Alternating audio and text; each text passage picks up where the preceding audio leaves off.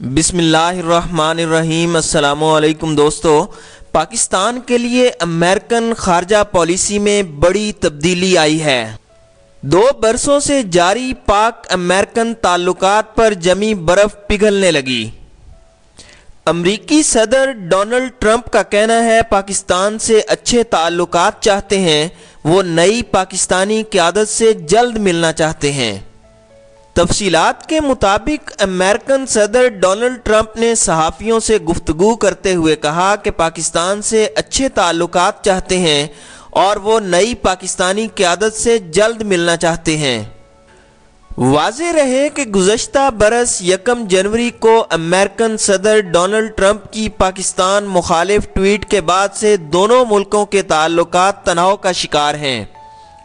Trump نے اپنے پیغام میں پاکستان کو تنقید کا نشانہ بناتے ہوئے کہا تھا کہ ہم نے گزشتہ 15 سالوں کے دوران پاکستان کو $33 ملین امداد دے کر حمایت کی، جبکہ بدلے میں پاکستان نے ہمیں دھوکے اور جھوٹ کے سوا کچھ نہیں دیا۔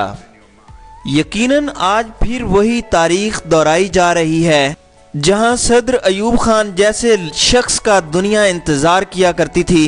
حقیقت یہ ہے کہ عمران خان نے ایک دفعہ بھی ڈونلڈ ٹرمپ سے ملنے کی خواہش کا اظہار نہیں کیا، لیکن اب ڈونلڈ ٹرمپ کے کہنے پر جو ملاقات ہوگی اس میں یقیناً پاکستان کو ایک ایج حاصل ہوگا۔ اب پاکستان کے پاس اپنا موقف پیش کرنے کا بہترین موقع ہے۔ دوسری جانب بھارتی میڈیا کی چیخیں نکل رہی ہیں۔ اللہ تعالیٰ نے پاکستان کے اندر جو گیس اور پیٹرول کے نئے ذخائر دریافت کروائے ہیں، یقیناً اس کا بہت گہرا اثر دنیا پر پڑنے جا رہا ہے۔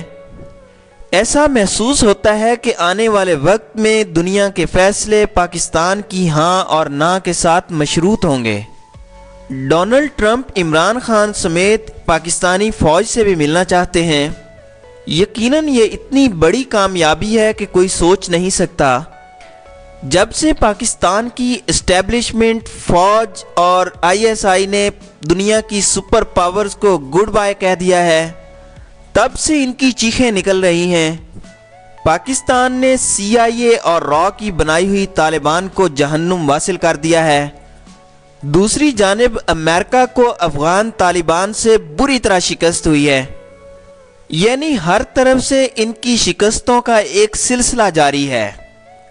اس کے علاوہ ISI نے 18 NGOs کو ملک سے نکال دیا ہے۔